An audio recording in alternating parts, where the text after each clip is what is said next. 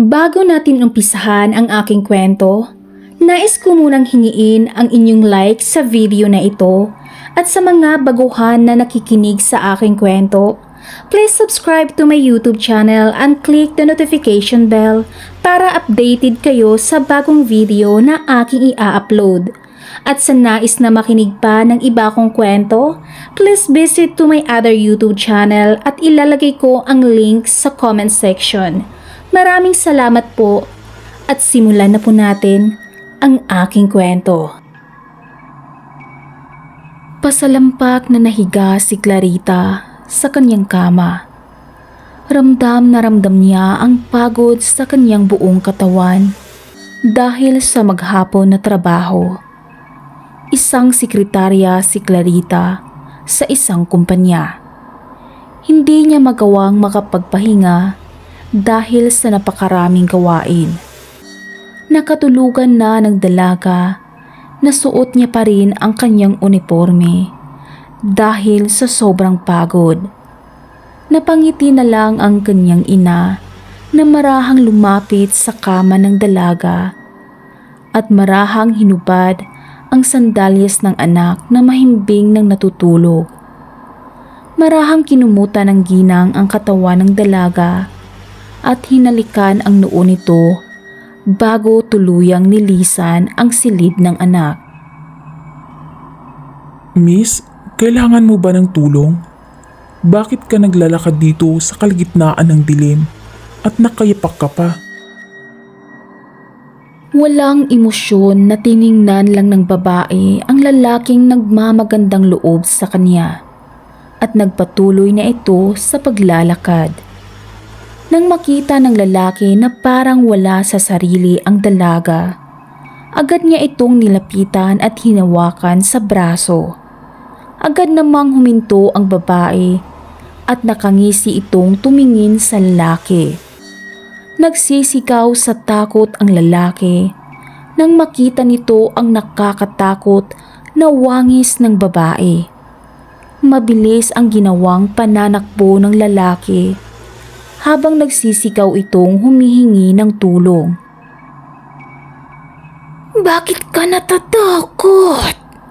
Huwag mo akong iwan. Huwag kang tumakbo. Bumalik ka rito. Natatakot ako sa dilim.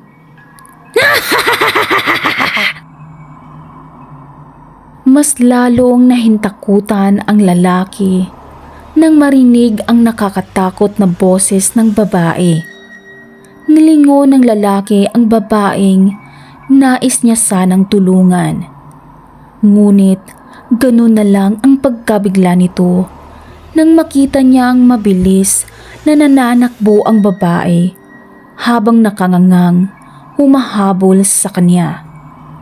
Meron itong matatalas na mga kuko at hindi nagtagal ay naabutan na nga ng babae ang lalaking nagsisigaw sa takot. Walang awa nitong inatake ang lalaki at paulit-ulit na kinalmot ang dibdib ng walang kalaban-laban na binata. Gamit lamang ang napakatalas na mga kuko sa kamay. Dahilan upang mawakwak ang dibdib nito at lumabas ang puso. Agad namang umatungal ng napakalakas ang babae at nagmamadaling nilantakan ang puso ng lalaki na wala ng buhay. Clarita, iha, gising ka na ba? Napabalikwas ang dalaga sa pagkakahiga nang marinig niya ang boses ng kanyang ina habang paulit-ulit itong kumakatok sa pintuan ng kanyang silid. Opo inay, gising na po ako, maliligo lang po ako at lalabas na rin pagkatapos ko magbihis. Humihikab na sagot ni Clarita sa kanyang ina habang pakamot-kamot sa kanyang ulo at pilit na inalala ang ginawa niya noong nagdaang gabi. Napangiti na lang siya at agad na tumayo sa sahig at isinara ang bintana dahil nalalamigan siya sa hangin na pumapasok sa loob ng kanyang silid. Mabilisan ang ginawang paliligo ng dalaga at agad na nag-ayos sa sarili. Maya-maya pa ay lumabas na siya sa kanyang silid habang malapad ang ngiting lumapit sa kanyang ina na nakaupo na rin sa pagkainan. Magandang umaga ho, inay. Abay, mas maganda ka pa sa umaga, anak. Umupo ka na at nang makakain na tayo nang hindi ka mahuli sa iyong trabaho. Agad na umupo ang dalaga at magiliw na kumakain ng agahan. Nang matapos ng kumain ang mag-ina, agad namang niligpit ni Clarita ang pinagkainan nilang dalawa. Hindi nagtagal ay nagpaalam na si Clarita sa kanyang ina upang pumasok na sa kanyang trabaho. Habang nasa daan patungo sa trabaho ang dalaga, hindi niya maiwasang hindi mapasulyap sa mga nagkukumpulan na mga tao sa daan. Nais niya sanang mag-usyuso kung anong nangyari, ngunit pagtingin niya sa kanyang rilong pangbisig, wala na siyang oras. Baka mahuli pa siya at muli na namang mapagalitan ng kanyang masungit na boss na pakiwari niya ay araw-araw may regla. Napangiti si Clarita nang maalala ang napakagwapong mukha ng kanyang boss.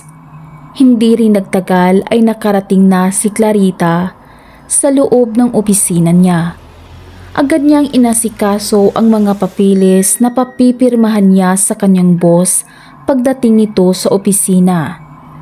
Tiningnan ni Clarita ang schedule ng oras ng mga meeting nito bago siya nagpunta sa kantin ng naturang opisina upang kunin ang kape para sa kanyang boss. Pagpasok ni Clarita sa opisina ay halos maitapon na niya ang kape sa pagkabigla dahil naroon sa pintuan ang kanyang boss at nakaharang. Kamuntik na niya itong mabangga. Salubong na naman ang kilay nito na nakatingin sa kanya. Good morning po, sir. Ito na ho ang kape mo. Tiningnan lang si Clarita ng boss niya mula ulo hanggang paa at pahablot nitong kinuha ang kape sa kamay niya at walang kaimik-imik na bumalik sa silya nito. Agad namang tumalima si Clarita sa misang inakupa niya upang kunin ang mga papeles na papipirmahan niya rito. Gaano ba kahirap ang mag-good morning to, Clarita? Kaya aga-aga masama na agad ang timpla. Pabulong na wika ni Clarita sa kanyang sarili habang tinalikuran ang boss niya na umiinom na ng kape. Malalaki ang hakbang niyang naglalakad pabalik sa kanyang mesa. Ganun na lang ang kabang naramdaman ni Clarita nang marinig niya ang baritonong boses ng boss niya na nagwiwika ng, Clarita, may sinasabi ka ba? Baka gusto mong bumalik rito sa harapan ng mesa ko at sabihin ng malinaw ang mga bulong mo. Ha? Wala ho, sir. Naalala ko na may mga papeles pala akong papipirmahan sa'yo. Sagot ni Clarita sa kanyang boss na agad naman niyang sinundan ng malumanay na pagngiti at dali-daling kinuha ang mga papeles sa mesa niya at marahang inilapag sa harapan ng boss niya. Halos tagaktak ang pawis na malagkit ni Clarita nang magtama ang mga mata niya sa mata ng kanyang boss. Kahit sobrang lamig ng hangin na inilalabas ng aircon sa loob ng opisina nila, pakiwari ni Clarita ay tagos hanggang kaluluwa niya ang mga titig na ipinukol nito sa kanya. Maya-maya pa ay may inilabas itong pagkain at nakasimangot itong iniabot sa kanya. Magtatanong pa sana si Clarita, ngunit tumayo na ang boss niya na nakatingin sa kanya habang iniaabot pa rin ang pagkain. Simula nang natanggap siya sa kumpanya na pinapasukan niya ngayon, ay araw-araw na binibigyan siya ng pagkain ng boss niya na hindi naman niya magawang matanggihan. Kahit busog pa si Clarita, ay inabot niya ang baonan na ibinibigay ng boss niya at bumalik na sa kanyang pwesto. Gaya ng nakasanayan, kinakain niya ito palagi dahil ito ang utos ng boss niya simula pa noon. Nais siya nitong makita na kinakain ang pagkaing ibinigay sa kanya. Ilang sandali pa ang lumipas ay abala na si Clarita sa mga papeles. Agad na nilapitan ng dalaga ang kanyang boss dahil sa meron pa itong panghuling meeting na dapat daluhan. Excuse me sir, nais ko lang pong ipaalala sa'yo na meron ka pa hong panghuling meeting at 5 this afternoon. Nag-angat ng ulo ang Ginoo nang marinig nito ang naging wika ni Clarita at bahagya itong ngumiti sa kanya bago nagpasalamat. Ito lang ang palaging sagot ng boss ni Clarita sa kanya. Napakatahimik nitong tao. Mata pa lang ay nakakatakot na, lalo na kapag tumitig na ito sa kanya. Matapos ang buong maghapon, nalantang-lanta si Clarita dahil sa pagod niya sa trabaho.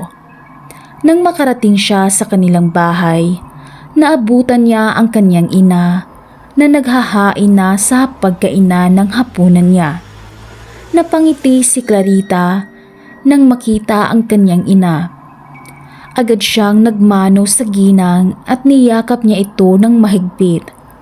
Yumakap naman pabalik ang ina ni Clarita at hinalikan siya sa ulo. "Oh, bakit anak? May problema ba sa trabaho mo?" "Naku inay, wala ho. Masaya lang ho ako na sa kabila ng buong maghapon ko sa trabaho, pag uwi ko dito sa bahay ay merong isang napakagandang ginang ang naghihintay at nag-aasikaso sa akin." Nang marinig ng ginang ang naging wika ng anak nito, tumawa na lang ito at iginiya ang anak sa hapagkainan upang makakain na sila. "Ikaw talagang bata ka. Kumain na nga tayo nang makapagpahinga ka na rin anak. Alam kong pagod ka sa trabaho mo." Malalapad na pagngiti ang namutawi sa labi ng dalaga at tanging pagtango na lang ang naging sagot niya sa kanyang ina habang natatakam na pinagmamasdan ang pagkain na nasa hapagkainan.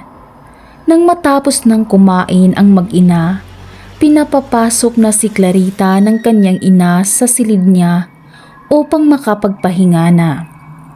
Balak pa sana ng dalaga na tingnan ang mga papeles na naiuwi niya. Ngunit hindi na talaga kaya ng kanyang katawan.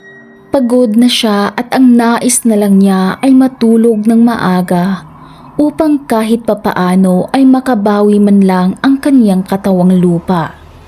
Nanaginip si Clarita na nananakbo siya sa isang masukal na lugar.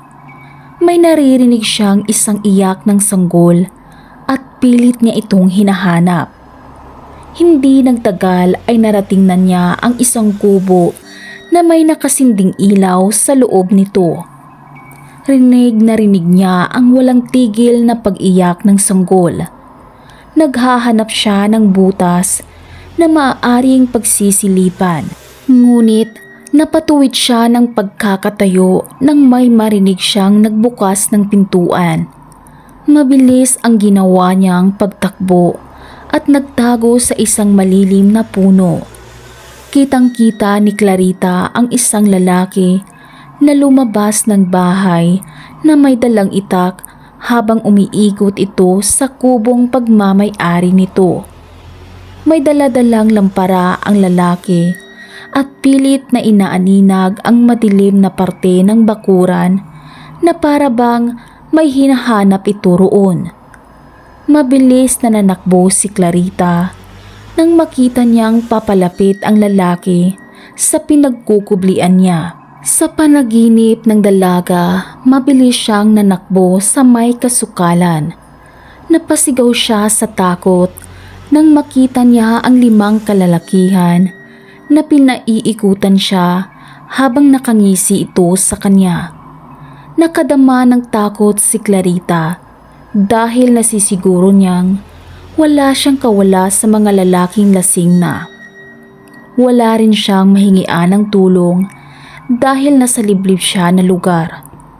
Nang akmang tatakbo na sana si Clarita, nang mahablot ng lalaki ang kanyang buhok, agad siyang napasigaw sa sakit at napaluhod habang humihingi ng tulong. Nagmamakaawa siya sa 5 lalaki upang pakawalan na ng mga ito. Ngunit isang malakas na pagsipa ang natamo niya sa kanyang sikmura, dahilan upang mawalan siya ng malay. Nagising si Clarita sa mahihinang katok sa pinto ng kanyang silid. "Clarita, anak, nandyan ka pa ba sa loob ng silid mo?" Napatayo bigla si Clarita sa kinahihigaan niya nang marinig ang boses ng kanyang ina. Hindi na niya magawang sumagot pa sa ginang. Halos liparin na ni Clarita ang banyo upang makaligo lang siya kaagad. Pinagmasdan naman siya ng ginang na may halong pagtataka sa mukha nito. "Anak, ayos ka lang ba? Mukhang hindi ata maganda ang pakiramdam mo. Maaari mo naman sigurong sabihin sa iyong amo na lumiban ka muna sa iyong trabaho ngayong araw." "Nay, magandang umaga ho. Sana nga, Nay, pwede kong gawing rason yan. Alam mo naman yun, baka bigla akong hanapan ng kapalit." Sagot ni Clarita sa kanyang ina habang mabilis na nagbibihis. Aligaga ang dalaga dahil alam niyang mapapagalitan siya ng sagad hanggang buto.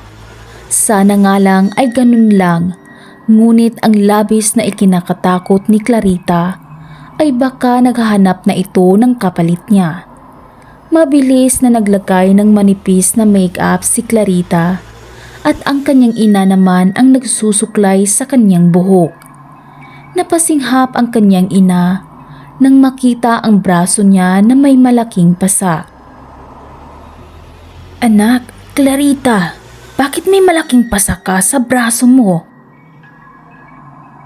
Tanging pagyakap na lang ang naisagot ni Clarita sa katanungan ng kanyang ina dahil wala na siyang oras na magpaliwanag pa rito. Mabilis siyang nagpaalam sa ginang at halos lakad-takbo na ang kanyang ginawa. Agad na pumara ng taxi ang dalaga at dali-daling pinaharurot ng mama ang sasakyan nito. Bahagyang bumagal ang takbo ng taxi, kaya naman napatingin si Clarita sa may unahan. Nakita niya na maraming tao ang nagkukumpulan at meron ding iilang mga pulis ang naroon. Nagkibit balikat na lang ang dalaga. Ang nasa isip niya, baka may banggaang nangyayari. Nakahinga ng maluwag si Clarita nang malagpasan na nila ang lugar kung saan may maraming taong nagkukumpulan. Hindi pa tuluyang huminto ang taxi ay mabilis na siyang bumaba at ibinikay ang 100 sa mama na hindi na hinintay pa niya ang sukli niya. Halos maihina si Clarita sa kanyang miniskirt na suot nang makita ang kanyang boss na nasa loob na ng elevator.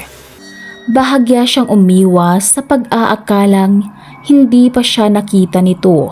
Akmang tatalikod na sana si Clarita upang takbuhin na ang hagdanan nang bigla niyang narinig ang pagtawag ng kanyang boss sa pangalan niya. Dahilan upang lingunin niya ito. Nang makita ni Clarita na sumenyas itong lumapit siya rito, wala namang pag-aatubiling naglakad si Clarita palapit sa boss niya. Hindi pa nga siya tuluyang nakalapit Agad siya nitong hinila papasok sa elevator. Mukhang napasarap ang tulog mo. Good morning, sir. Pasensya na po kayo at sobrang matraffic sa daan papunta dito sa kumpanya. Pagkatapos magwika ni Clarita, agad siyang hinapit ng kanyang boss at inamoy-amoy siya nito sa bandang liig. Pigil ng dalaga ang kanyang hininga nang makita niyang mataman siyang pinakatitigan nito. Nakahinga ng maluwag si Clarita nang tuluyan na ngang bumukas ang pintuan ng elevator. Nauna na siyang lumabas at dire-diretsyong inilapag ang kanyang bag sa upuan at pupunta na sana siya sa kantin upang kunin ang kape para sa kanyang boss. Ngunit pinigilan siya nito. Tatanungin niya sana ito kung ano ang nais nitong inumin. Ngunit seryoso itong nakatitig sa kanya. Sa takot ni Clarita na baka masisanti siya dahil sa nahuli siya sa pagpasok, naglakas na siya ng loob na kausapin ito. Sir, I'm sorry kung nalit ako. Pangako hindi na po mauulit. Hindi na natapos ni Clarita ang nais pa sana niyang sabihin sa boss niya nang bigla na lang nitong ikinumpas ang kanang kamay na isang pahiwatig na wala itong ganang makipag-usap sa kanya. Nanlulumong bumalik si Clarita sa kanyang upuan at inayos ang mga papeles na papipirmahan niya sana sa binata. Napamura si Clarita nang maalala niyang nakalimutan niyang dalhin pabalik ang naturang papeles na iniuwi niya kagabi sa bahay nila. Ramdam na ng dalaga ang panginginig ng kanyang katawan nang dahil sa takot. Napatayo siya sa kanyang upuan nang makita niya ang dalawang kamay ng binata na ipinatong nito sa ibabaw ng kanyang mesa. Kumain ka muna. Mukhang hindi ka pa nakakapag-almusal. Nang makita ni Clarita ang pagkaing inilapag ng kanyang boss sa harapan niya, walang pag-alinlangan na kumain ang dalaga habang nakakamay. Nilantakan niya ito na para bang ilang araw na siyang hindi nakakakain. Parang nawala sa sarili ang dalaga habang kumakain siya. Bumalik na lang ang kanyang katinuan habang pinupunasan siya ng kanyang boss. Kitang-kita niya na nakangiti ito sa kanya. Tatayo na sana si Clarita, ngunit hinawakan siya nito sa balikat at pinaupo. Maya-maya pa ay may pumasok sa pintuan ng opisina. Isang may katandaan na babae ang pumasok roon at nakangiti itong lumapit sa kanila. Ito na ba ang pinapaalagaan ko sa iyo, Samuel? Hindi maintindihan ni Clarita ang ibig sabihin ng ginang. Tumayo siya ng marahan at yumuko upang magbigay galang rito. Tinanguan lang siya ng ginang at nagtuloy na ito sa opisina ng boss niya. Nakikita ni Clarita ang pag-uusap ng mag-ina, ngunit hindi niya ito naririnig dahil sa nakasara ang pintuan ng naturang opisina. Panay ang pagngiti ng ginang habang kausap ang anak nito at nakailang ulit rin niya itong nahuling tumingin sa kanyang gawi. Papalabas na ang mag-ina, kaya naman agad siyang tumayo upang magbigay galang sana sa papaalis na naginang. Ngunit binalot naman ng takot ang buo niyang pagkatao nang lumapit sa kanya ang kanyang boss at pinauuwi na siya nito. Magtatanong pa sana si Clarita kung babalik pa ba siya kinabukasan. Ngunit naunahan na siya ng ginang na bumalik siya pagkatapos ng 3 araw. Meron din itong iniabot na makapal na sobre sa kanya. Ayaw sanang tanggapin ng dalaga, ngunit inilagay ito ng ginang sa kanyang kamay. Tanggapin mo iyan, Clarita. Ang isang katulad mong matatag ay mararapat lamang na bigyan ng gantimpala. Hihintayin kita pagkatapos ng 3 araw. Hindi magawang makakibo ni Clarita dahil sa pagkabigla. Nakita niyang lumabas na ang mag-ina habang masayang nagkukwentuhan na para bang walang nangyari. Nagmamadali na dinampot ni Clarita ang kanyang bag at sinigurado na nailagay niya ng maayos ang sobre sa loob ng bag niya. Pagkalabas ni Clarita ng kumpanya, ay bahagya siyang napakapit sa ulo niya nang bigla itong sumakit na pakiwari niya ay mabibiyak. Agad siyang pumara ng taxi at ilang minuto lang ang lumipas ay nasa tapat na siya ng kanilang bahay. Oh, anak! Napaaga ata ang pag-uwi mo. Diyos ko, iha, namumutla ka. Hindi na pinansin ni Clarita ang kanyang ina at nagtuloy-tuloy na siya sa kanyang silid. Sa sobrang sama ng nararamdaman ng dalaga, ay pabagsak niyang inihiga ang kanyang katawan sa sariling kama at tuluyan nang nakatulog. Nakasunod naman ang kanyang ina na mababakas sa mukha ang pag-aalala sa anak na may sakit. Nilapitan ng ginang ang anak niyang mahimbing na natulog. Kinapa nito ang noo ni Clarita, ngunit hindi naman ito mainit at hindi na rin ito namumutla. Kaya ipinagpatuloy na lang ng ginang ang ginagawa niyang paglalaba ng damit nilang mag-ina. Habang abala ang ginang sa gawaing bahay, nakalimutan na nitong silipin si Clarita. Naalala lang nito ang dalaga nang dapit hapon na. Nakita nitong mahimbing pa rin ang tulog ng dalaga, kaya hindi na nito ginambala pa ang anak. Nang matapos nang makapagluto ang ginang, agad nitong tinawag si Clarita upang makakain na sana ng hapunan. Anak, Clarita! Gumising ka muna at nang makapaghapunan na tayo. Naghintay pa ng ilang minuto ang ginang, ngunit wala man lang itong narinig na pagtugon galing sa anak. Kaya naman naisipan na nitong sadyain ang silid. Ngunit ganun na lang ang pagkagimbal nang walang Clarita na naabutan sa loob ng silid. Nagmamadaling tinungo ng ginang ang banyo sa pag-aakala na naroon ang anak nito. Ngunit kadiliman lamang ang bumungad sa kanya. Muli itong bumalik sa silid ng dalaga upang siguraduhin kung naroon ba ito. Napayakap na lang sa sariling braso ang ginang nung dumampi sa balat niya ang napakalamig na simoy ng hangin na nagmumula sa bukas na bintana. Nahintakutang isinara ng ginang ang bintana nang makita niya ang napakabilog na buwan na kulay pula na mukhang kalalabas lamang nito. Halos hindi na mapakali ang ginang sa loob ng bahay. Paroon at parito na siya. Iniisip kung ano na kaya ang nangyari sa kanyang anak at kung saan na ito naroroon.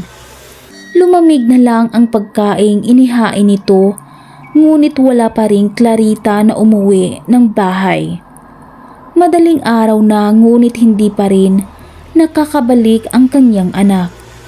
Namamagana ang mata ng ginang na walang tigil sa pag-iyak, sanhi ng sobrang pag-aalala para sa kaligtasan ng kanyang anak.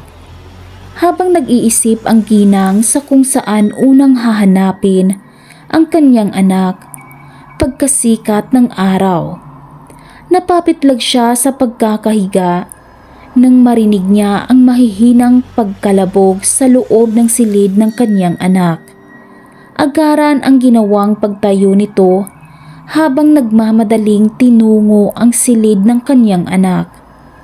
Halos takasan ng sariling kaluluwa ang ginang nang makita niya ang gumagapang na katawan ng isang babae papasok sa bintana ng naturang silid. Sisigaw na sana ang ginang upang humingi ng tulong. Ngunit agad itong nasapo ang sariling bibig nang marinig ang mahinang boses ni Clarissa na tinatawag siya nito. Agaran niyang binuksan ang ilaw upang tuluyang makilala ang sariling anak.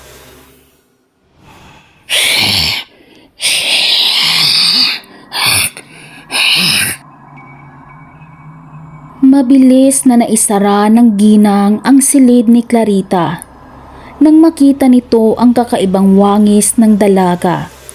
Sinabayan pa ng nakakatakot na tunog. Abot-abot ang nararamdamang kaba ng ginang dahil sa naging kilos ng anak at ang bibig nitong punong-puno ng sariwang dugo. Hindi na malaman ng ginang ang mga nararapat niyang gawin.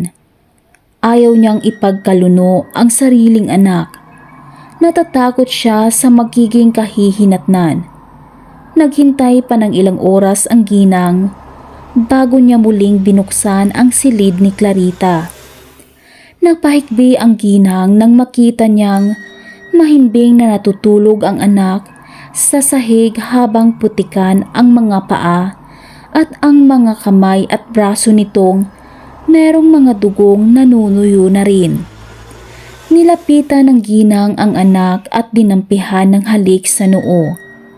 Napangiti naman si Clarita nang maramdaman niya ang mainit na dampi ng labi ng kanyang ina. Agad na iginiya ng ginang ang anak patungo sa banyo at pinaliguan ito. Habang pinapaliguan ng ginang si Clarita, panay naman ang pagtulo ng luha sa pisngi dahil sa sakit na nararamdaman niyang makita ang anak sa ganoong sitwasyon. Nay, bakit ka umiiyak? Meron ka bang sakit? Tumahan ka na, Nay. Namamaga na yung mga mata mo sa kaiiyak. May problema ba? Tanging pagbuntong hininga na lang ang naging tugon ng ginang kay Clarita at niyakap nito ng mahigpit ang anak. Nang matapos nang mapaliguan ng ginang si Clarita, hinandaan niya ito ng agahan. Ngunit ayaw kumain ni Clarita. Ang nais lamang nito ay muling bumalik sa pagkakatulog. Nagmamadaling lumabas ng bahay ang ina ni Clarita habang mahimbing pa ang tulog ng anak. Hindi rin nagtagal ay narating na nito ang bahay ng kapatid niyang albularyo. Sita, magandang umaga. Salamat naman at napadaan ka dito sa bahay. May nais sana akong sabihin sa'yo. Magandang umaga din sa'yo, Pauling. Naparito ako upang humingi ng tulong sa iyo. Ang iyong pamangkin na si Clarita, nayanggaw ng aswang. Mangingiyak na wika ng ginang sa kapatid na albularyo na halatang nabigla rin ito sa balitang dala niya. Nagmamadaling inayos ng albularyo ang mga gamit na maaari niyang magamit sa paggamot kay Clarita at wala na silang sinayang na panahon. Mabilis na nilisan ng magkapatid ang pagmamahay ng albularyo at ilang sandali pa ay narating na rin ng dalawa ang bahay ni na Clarita. Pagkabukas ng ginang sa pintuan sa sala, tumambad sa kanila ang nakatuwad na si Clarita. Tila ba may hinahanap ito. Bigla namang umamo ang pagmumukha ng dalaga nang makita ang ina na papasok na sa bahay. Agad na niyakap ng ginang ang anak at iginiya papasok sa loob ng silid na pagmamayari nito. At manghahawakan na sana ng albularyo ang pulso ni Clarita upang suriin ang pangkasalukuyang kalusugan ng dalaga. Ngunit umangil ng napakalakas si Clarita, dahilan upang hindi na ituloy ng tiyuhin niya ang pagsuri sana sa kanyang pulso. Clarita, anong nangyari sa'yo? Nais naming tulungan ka. Kaya't ang hiling ko lang sa'yo ay sana tulungan mo rin kami upang gumaling ka kaagad. Tanging pag-angil lang ang naging sagot ni Clarita sa tiyuhin na albularyo. Kaya't hindi na ito muli pang nagtanong. Hinintay nitong makatulog si Clarita bago suriin ng maayos ang katawan ng pamangkin. Hindi nagtagal ay mahimbing na ring natutulog si Clarita. Mabilis ang ginawang kilos ng dalawa. Agad nilang tinalian ang bawat paa at kamay ni Clarita. Napabuntong hininga naman ang dalawa nang matapos na nilang talian si Clarita. Nagsisimula ng gamutin ng albularyo si Clarita at napag-alaman nitong nakakain na ng laman ng tao ang dalaga, kaya't suntok sa buwan na ang mapagaling niya ito. Sita, iyan ng ganap na aswang ang anak mo. Patawarin mo ako dahil sa hindi ko na magagamot si Clarita. Wala na ba talagang pag-asa na mapagaling ang anak ko, Pauling? Ano na lang ang gagawin ko, Pauling? Pailing-iling namang lumabas ng silid ang albularyo habang inaayos nito ang kanyang mga gamit. Niyakap ng mahigpit ng albularyo ang ginang bago ito nagwika ng, Tanging pagkitin ng buhay ni Clarita ang kalayaan niya sa sumpang kasalukuyang namamahay sa kanyang katawan, Sita. Pauling, paano ko naman kitilin ang sariling buhay ng dugo't laman natin? Lalo na't anak ko pa, nag-iisang anak ko si Clarita, Pauling. napasalampak sa pag-upo ang ginang sa upuan at talagang nawalan na ito ng ganang mabuhay pa. Hindi niya makakaya na makikita ang anak sa ganoong sitwasyon. Ngunit ayaw rin niyang kitilan ito ng buhay. Lumipas pa ang ilang buwan, mas lumala pa ang pagiging aswang ni Clarita. Dahilan upang tuluyan na itong ikulong ng ginang sa sarili nitong silid at pinagbawalan niya itong makalabas ng silid sa takot na may makakilala kay Clarita at baka mapaslang pa ito ng kung sino. Kaya't kahit labag man sa kalooban ng ina ni Clarita ang magpalaboy-laboy sa labas ng hating gabi na, ay wala itong mapagpipilian dahil kailangan niyang pumaslang ng tao para may maipakain siya sa kanyang anak na isang ganap na naaswang. Naging kalbaryo sa mga kabaryo ni na Clarita maging ang karatig barangay ng ginawang pamamaslang ng kanyang ina at ang pagdukot ng mga inosenteng bata upang may maiuwi lang sa bahay at maipakain sa anak na nagugutom. At ang labis na nagpagimbal sa kapatid ng ginang na albularyo nang ito mismo ang nakakita sa kapatid niyang may hilahilang katawan ng bata na wala ng buhay. Taon pa ang lumipas, wala nang makikita ng mga tao sa daan kahit papasapit pa lang ang gabi dahil sa takot na baka makasalubong nila ang babaeng naging dahilan ng kilabot ng karamihan na lumalabas lamang tuwing hating gabi. Maraming salamat po sa walang sawang pakikinig ng aking kwento. This is Miss Kowi, ang inyong narrator. Bye-bye!